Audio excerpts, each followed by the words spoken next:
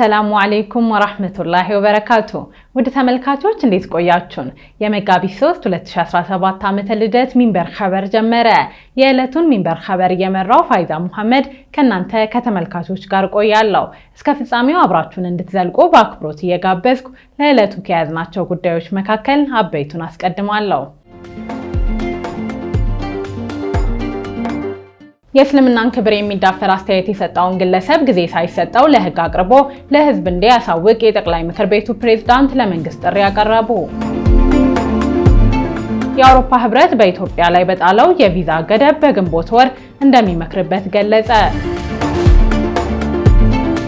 ከዓለም አቀፍ ደግሞ ሙስሊም ምሁራን በጋዛ የሰብአዊ አደጋ ከመከሰቱ በፊት አስቸኳይ እርምጃ እንዲወስድ ጥሪ ያቀረቡ የሚሉት የሚንበር ኸበር አበይት ጉዳዮች ናቸው።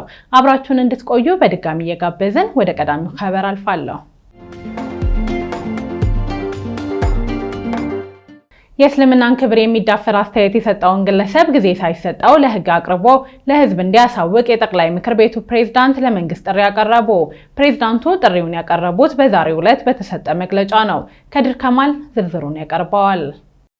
የኢትዮጵያ እስልምና ጉዳዮች ጠቅላይ ምክር ቤት ፕሬዝዳንት ሼክ ሀጂ ኢብራሂም ቱፋ በማህበራዊ ትስስር መድረክ የእስልምናን ክብር የሚዳፈር አስተያየት የሰጠውን ግለሰብ ጊዜ ሳይሰጠው ለሕግ አቅርቦ ለሕዝብ እንዲያሳውቅ ለመንግስት ጥሪ አቀረቡ።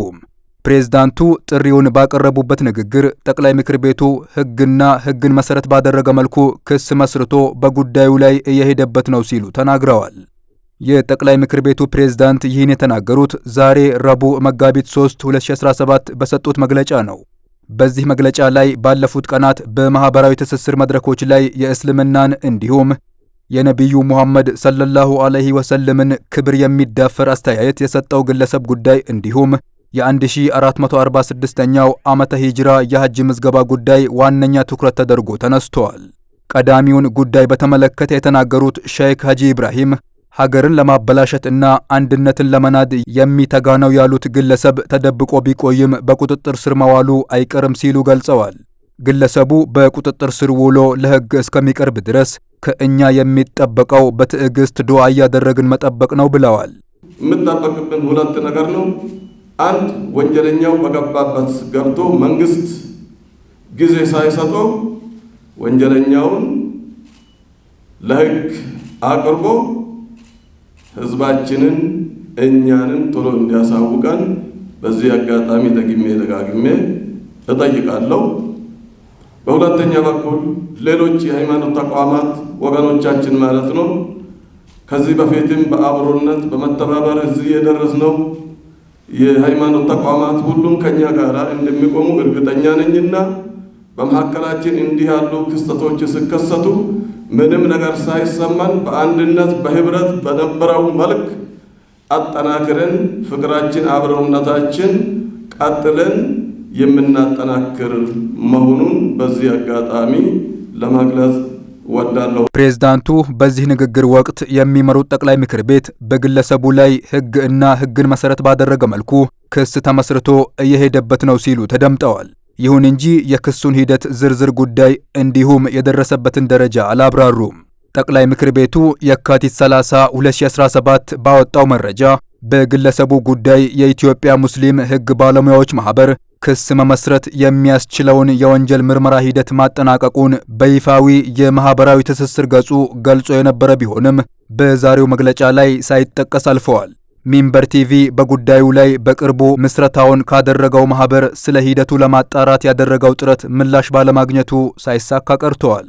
በዛሬው መግለጫ ላይ የተነሳው ሌላኛው ጉዳይ ምክር ቤቱ ባለፈው ወር ሲያከናውነው የቆየው የ1446 ዓመተ ሂጅራ የሐጅ ስነ ስርዓት ምዝገባ ጉዳይ ነው።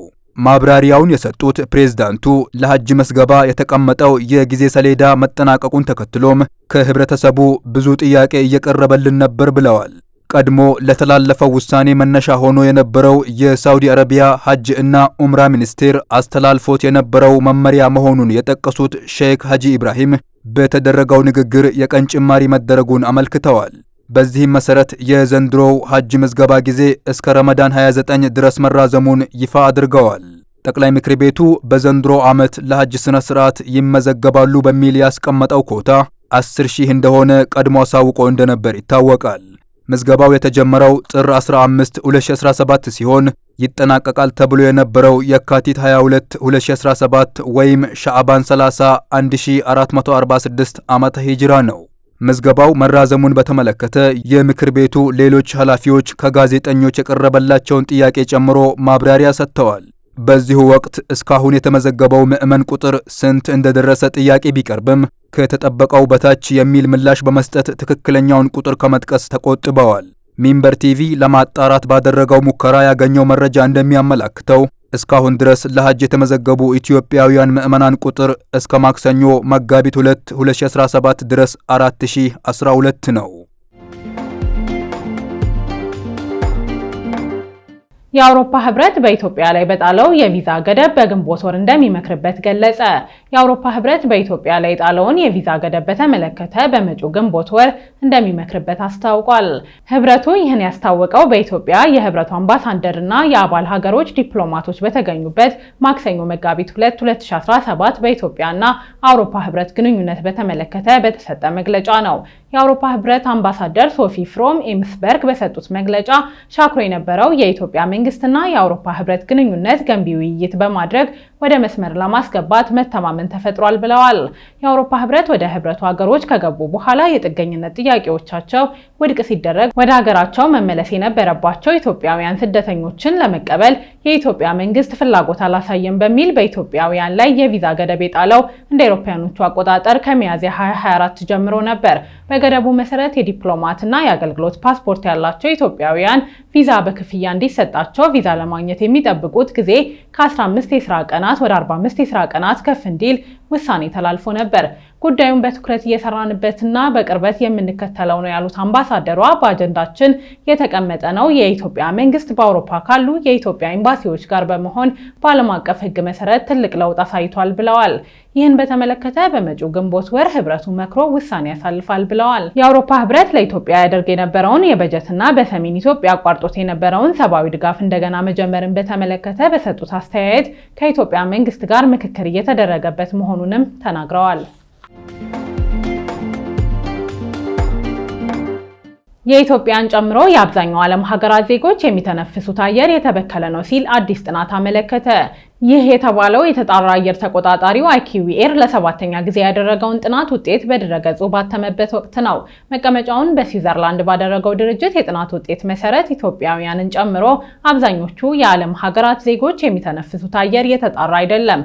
መዲናዋ አዲስ አበባ እንደ አውሮፓውያኖቹ አቆጣጠር በ2024 የከፋ የተበከለ አየር ካለባቸው 8954 ከተሞች ዝርዝር ውስጥ 931ኛ ደረጃ ላይ ተቀምጣለች። በ138 ሀገራት ውስጥ በሚገኙ 40,000 የአየር ጥራት መቆጣጠሪያ ጣቢያዎች የሰበሰቡትን መረጃ መነሻ በማድረግ በተሰራው ጥናት 7 ሀገራት ብቻ በዓለም ጤና ድርጅት የተቀመጠውን የተጣራ አየር መለኪያ መስፈርት አሟልተው ተገኝተዋል። በዚህ ዝርዝር ውስጥ የተካተቱት አውስትራሊያ፣ ኒውዚላንድ፣ ባሃማስ፣ ግሪናዳ፣ ኢስቶኒያ እና አይስላንድ ናቸው። በአንጻሩ ቻድ፣ ባንግላዴሽ፣ ፓኪስታን፣ ህንድ እና ዲሞክራቲክ ሪፐብሊክ ኮንጎ ከፍተኛ የተበከለ አየር ያስመዘገቡ ሀገራት ሆነዋል። ከነዚህ ሀገራት መካከል ቻድ የተቀመጠውን ዝቅተኛ መለኪያ በ18 እጅ ያነሰ ውጤት አስመዝግባ ከፍተኛውን የተበከለ አየር የያዘች ሀገር ተብላለች። በመለኪያው የተበከለ አየር አላቸው ከተባለው ሀገራት መካከል ህንድ 10 ከተሞቿ እጅግ በጣም አስከፊ አየር ካለባቸው በሚል ምድብ ተቀምጠዋል። የጥናት ውጤቱ በአህጉር ደረጃ አስከፊ ውጤት አስመዝግበዋል ያላቸው አፍሪካና እስያን ነው። በእርግጥ በአፍሪካ አንዳንድ ሀገራት የአየር ጥራት መቆጣጠሪያዎች ተደራሽነት አነስተኛ መሆኑ ከዚህም የከፋ ውጤት ሊመዘገብ ይችላል የሚል ጥርጣሬ መኖሩን IQAir ገልጿል። የሕክምና ባለሙያዎች የተበከለ አየር በሰዎች ጤና ላይ ጉዳት የሚያስከትል መሆኑን ይናገራሉ። የIQAir ዋና ስራ አስፈጻሚ የሆኑት ፍራንክ ሃሚስ እንደተናገሩት የአየር ጥራት መጓደል በአንድ ሰው ጤና ላይ የሚፈጥረው እክል በግልጽ ምልክቶችን ለማሳየት 2 እና 3 አስርት ዓመታት ሊፈጅበት ይችላል። አዝጋሚ ጤና እክል የሚያስከትለው የአየር መበከል ከደም ግፊት በመቀጠል ለሞት መንስኤ ተደርጎ የሚቀመጥ ነው። መንግስታት የሚመሩት ሀገር ዜጎች የተሻለ የአየር ምገት እንዲኖራቸው ታዳሽ ኃይል ላይ ትኩረት አድርገው እንዲሰሩ ባለሙያዎች ይመክራሉ። ረመዳንን ወደ ተመለከተ ኸበር እንለፍ። ዳሽን ባንክ ሸሪክ ለደንበኞቹ የኢፍጣር መርሃ ግብር አከናወነ። ዳሽን ባንክ ሸሪክ የረመዳንን ወር ምክንያት በማድረግ ለደንበኞቹ የኢፍጣር መርሃ ግብር ያከናወነው ማክሰኞ መጋቢት 2 2017 ዓመተ ልደት ነው። በአዲስ አበባ ሸራተን አዲስ ሆቴል በተካሄደው መርሃ ግብር ላይ የባንኩ ደንበኞች፣ አጋር አካላትና ባለድርሻ አካላት ተሳታፊ ሆነዋል። ባንኩ መርሃ ግብሩን ያዘጋጀው የማህበረሰብ ተሳትፎን ለማሳደግ እንዲሁም ከደንበኞቹ ጋር ያለውን ግንኙነት ለማጠናከር በማቀድ መሆኑን አስታውቋል። በዚህ መርሃ ግብር ላይ በባንኩ የወለድ ነፃ የባንክ አገልግሎት ዋና መኮንን ለማህበራዊ ኃላፊነት ሸሪክ ሆኑ የሚለውን ንቅናቄ ይፋ ተደርጓል። ይህ ንቅናቄ ዋነኛ ግቡ ባንኩ የበጎ አድራጎት ድርጅቶችንና ማህበራዊ ጉዳዮችን ለመደገፍ ያለመ መሆኑ ሲገለጽ፣ ይህም የዳሽን ባንክ ደንበኞች እንደ ሂሳብ መክፈቻ፣ የተቀማጭ ገንዘብ መጠንና የፖስ ግብይቶችን ከዚህ ዓላማ ጋር የሚያስተሳስር ነው ተብሏል። የባንኩ ኃላፊዎች ከየካቲት 2017 እስከ ሰኔ 2017 ይቆያል ያሉት ይህ ንቅናቄ የባንኩን የፋይናንስ አካታችነትና ማህበራዊ ኃላፊነት የመወጣት ቁርጠኝነትን የሚያጠናክር እንደሚሆን ገልጸዋል። ከዳሽን ባንክ ከወለድ ነፃ የባንክ አገልግሎት እንደ አውሮፓውያን አቆጣጠር ከየካቲት እስከ መግቢያ ላይ እስከ ሰኔ 30 2025 ላይ እናንተ ደንበኞቻችን በመከፍቱት አዲስ ሂሳብ አዲስ ጅምር ለወገኖቻችን ስጦታ የምንሰጥበትን መዋቅር ዘግተናል። በዚህ መሰረት ለእያንዳንዱ አካውንት ዳሽን ባንክ 3 ብር ያዋጣል። ከወራት በሚቀመጠው ገንዘብ ላይ ደግሞ 0.25% ልገሳ ያደርጋል። ይሄ ገንዘብ ሲጠራቀም በዚህ 4-5 ወራት ውስጥ ብዙ ሚሊዮን ብሮች እንደሚሆን ምንም ጥርጥር የለንም። አብረን እንደግ አብረን እንስራ ነው የምለው። በቀጣይ ዳሽን አዲስ ባስተዋወቀው የሱፐር አፕ አፕሊኬሽንም እንዲሁም በዳሽን ባንክ የሸሪክ ካርዶች በሚደረጉ እንቅስቃሴዎች ላይ ለእያንዳንዱ ትራንዛክሽን እያንዳንዱ ከስተመር በወር 3 ጊዜ በላይ እንቅስቃሴ ካከናወነ 5 ብር እንደዚሁ ዳሽን ባንክ ልገሳ ያደርጋል። ከሁሉ በላይ ደግሞ ካርዶቻችንን በደንበኞቻችን የሽያጭ ማሽን ላይ በመጠቀሙበት ጊዜ 7.5% ተመላሽ ያደርጋል።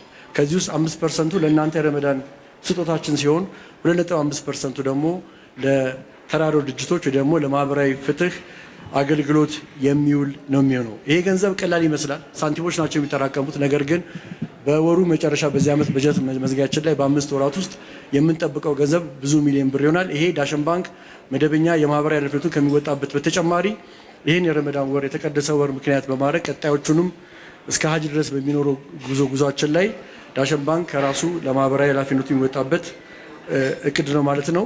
ዳሽን ባንክ ከወለድ ነፃ የባንክ አገልግሎት ማለትም ሸሪክ የጀመረበትን 7ኛ ዓመት ያከበረው የካቲት 26 2017 ዓመተ ልደት ነበር። ከደንበኞቹ በአደራ መልክ የሰበሰበውን ከ22 ሚሊዮን ብር በላይ ገንዘብ ለ31 አገር በቀል የግብረሰናይ ድርጅቶች መለገሱ ይታወሳል። ባንኩ ከአጠቃላይ ደንበኞቹ 1.3 ሚሊዮን በላይ የሚሆኑት የወለድ ነፃ አገልግሎት ተገልጋይ እንደሆኑ ይፋ ያደረገው መረጃ ያመለክታል። ውድ ተመልካቾች እየተከታተላችሁ የምትገኙት ሚንበር ኸበርን ነው። ለሚንበር ኸበር ጥቆማ ወይም ማስተያየት ካላችሁ በአጭር የስልክ ቁጥር 9282 ላይ ብትልኩልን አጣርተን መልሰን ለእናንተው እናቀርባለን። የሚቀናችሁ ማህበራዊ ሚዲያ ከሆነ በሁሉም አማራጮች ሚንበር ቲቪ ብላችሁ ብትፈልጉን ታገኙናላችሁ። ድረገጻችንን www.minbertv.comን ብትጎበኙ ደግሞ አዳዲስ መረጃ ታገኛላችሁ። በዚህ አጋጣሚ በአዲሱ የፌስቡክ ገጽ www.facebook.com/minber tv1 እንደምታገኙንም ለመግለጽ እንወዳለን። አሁን ደግሞ የዕለቱን አብይ ጉዳይ እናስታውሳችሁና እንመለስ። የእስልምናን ክብር የሚዳፈር አስተያየት የሰጠውን ግለሰብ ጊዜ ሳይሰጠው ለህግ አቅርቦ ለህዝብ እንዲያሳውቅ የጠቅላይ ምክር ቤቱ ፕሬዝዳንት ለመንግስት ጥሪ ያቀረቡ።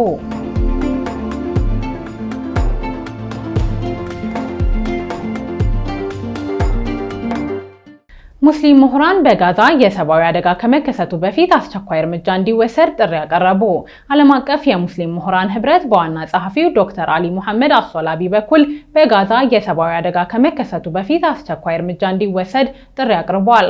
ዋና ጸሐፊው የእስራኤል ባለስልጣናት ወደ ጋዛ የሰብአዊ አቅርቦት እንዳያልፍ መስመሩን መዝጋታቸው ከፍተኛ ሰብአዊ ቀውስ ያስከትላል ሲሉ አስጠንቅቀዋል። አረቢ 21 ከተሰኘ ድረገጽ ጋር ቆይታ ያደረጉት አሶላቢ የሰብአዊ አቅርቦት መንገዶች ዝግ መደረግ ከፍተኛ የምግብ የውሃና የመድኃኒት እጥረት በማስከተል የጤና አገልግሎቶች እንዲፈራርሱ ያደርጋል ብለዋል። ይህን ተከትሎ በሺዎች የሚቆጠሩ ዜጎችን በተለይም የህፃናትና የህሙማንን ህይወት አደጋ ላይ እንደሚወድቅ ስጋታቸውን ገልጸዋል። አክለውም በጋዛ ውስጥ በሰብአዊነት ወንጀል እየተፈጸመ በመሆኑ ዓለም አቀፉ ማህበረሰብ በአስቸኳይ እርምጃ በመውሰድ በእስራኤል ባለስልጣናት ላይ ጫና በማሳደር የሰብአዊ አቅርቦት መስመሮች እንዲከፈቱ በማድረግ ሰብአዊ እርዳታ እንዲገባ እንዲያደርግ ጥሪ አቅርበዋል። የእስራኤል ባለስልጣናት ከሐማስ ጋር የደረሱበት የመጀመሪያ ዙር የተኩስ አቁም ስምምነት በተጠናቀቀ ማግስት ወደ ጋዛ ቀጠና የሚገባው የሰብአዊ እርዳታ ሙሉ በሙሉ እንዲቋረጥ ውሳኔ አሳልፈዋል። ይህም በጋዛ ውስጥ ያለውን ሰብአዊ ቀውስ ማባባሱ ይነገራል። ውድ ተመልካቾች ለዛሬ ያዘጋጀነው የሚንበር ኸበር በዚሁ ተጠናቀቀ። ፋይዛ መሐመድ አብሬያችሁ ነበር። ወሰላሙ አለይኩም ወራህመቱላሂ ወበረካቱ።